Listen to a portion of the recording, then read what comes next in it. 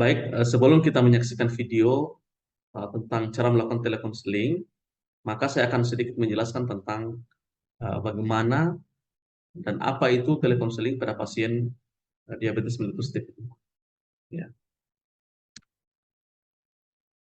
Jadi dari definisi, telekonseling adalah bentuk konseling atau terapi psikologis yang dilakukan melalui media komunikasi jarak jauh, misalnya melalui telepon, video conference, atau aplikasi pesan instan.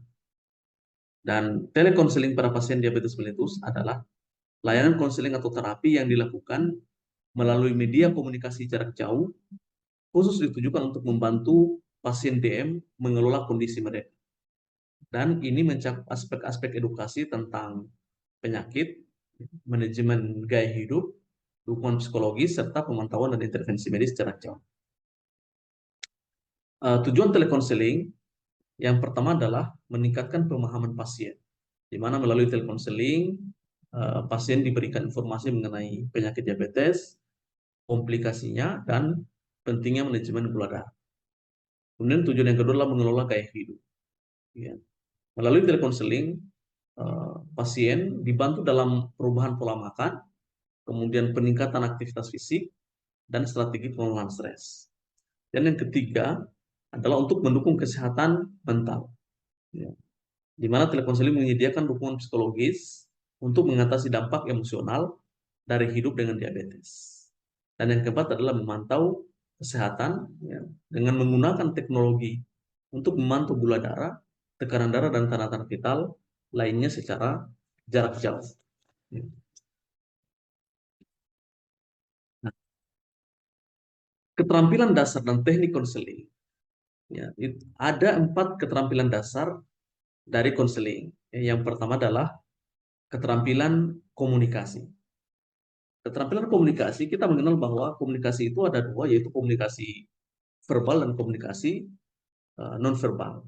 Ya, dalam telekonseling, komunikasi verbal yang dimaksud itu adalah bagaimana uh, seorang konselor ya, menggunakan keterampilan komunikasi verbalnya melalui penggunaan gerak tubuh, ya, ekspresi wajah, postur tubuh, aba-aba, dan komunikasi verbal itu misalnya kemampuan untuk mendengar, ya, memberi respons serta mengajukan pertanyaan.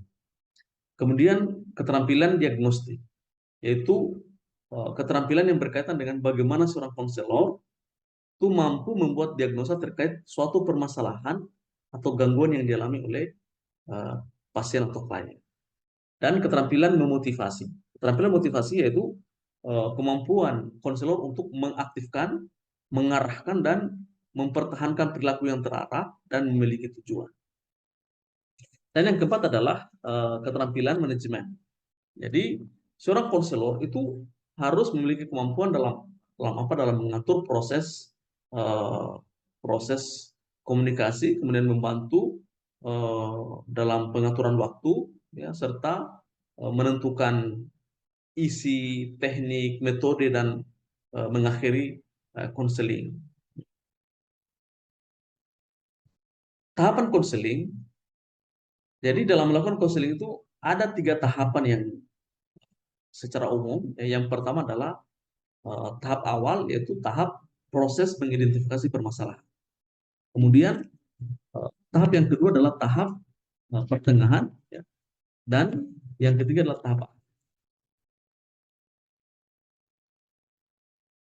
awal atau proses untuk mengidentifikasi permasalahan itu adalah merupakan tahapan, ya, awal dalam proses konseling yang berfungsi untuk mengidentifikasi berbagai macam permasalahan.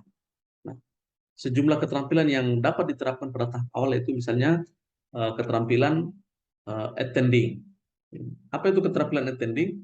Keterampilan attending adalah bagaimana seorang konselor itu menunjukkan sikap dan perilaku yang hangat, ya, sehingga klien merasa diperhatikan dan didengar dengan baik. Ya. Kemudian keterampilan mendengarkan. Keterampilan mendengarkan adalah kemampuan adalah bagaimana seorang konselor itu, ya, memiliki kemampuan, ya, dalam menyimak dan memperhatikan semua perkataan yang disampaikan oleh klien selama proses konseling berlangsung. Selanjutnya adalah keterampilan berempati.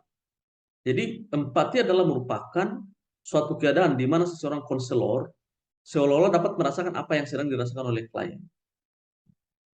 Kemudian keterampilan refleksi. Keterampilan refleksi adalah merupakan keterampilan yang dimiliki konselor untuk memantulkan kembali terkait pikiran, perasaan, serta pengalaman yang diungkapkan klien berdasarkan hasil observasi dan wawancara, serta perilaku verbal maupun non-verbal klien. Kemudian keterampilan eksplorasi, yaitu keterampilan yang merupakan suatu kemampuan untuk menggali informasi lebih luas dan mendalam terkait pikiran dan perasaan klien. Selanjutnya, keterampilan bertanya, yaitu keterampilan yang menunjukkan seorang konselor memiliki kemampuan dalam mengajukan berbagai macam pertanyaan dalam sesi konseling. Kemudian keterampilan menangkap pesan utama, yaitu dalam proses konseling itu tidak jarang klien kesulitan mengungkapkan isi pikiran dan perasaan sehingga terkesan berbelit-belit dalam bercerita. Nah, hal ini akan dapat teratasi jika konselor mampu menangkap isi pesan atau ide pokok dari percakapan yang diutarakan oleh klien. Kemudian keterampilan memberikan dorongan, yaitu dalam hal ini konselor memberikan dorongan langsung dan singkat terhadap apa yang telah disampaikan oleh klien. Kemudian keterampilan pada tahap pertengahan. Keterampilan pada tahap pertengahan adalah keterampilan menyimpulkan sementara, yaitu keterampilan yang berkaitan dengan kemampuan untuk menyimpulkan kemajuan hasil percakapan, memfokuskan dan memperjelas hasil wawancara konseling yang dilakukan oleh konselor dan klien. Kemudian keterampilan memimpin. Ya, konselor berperan sebagai pengatur dalam proses wawancara konseling.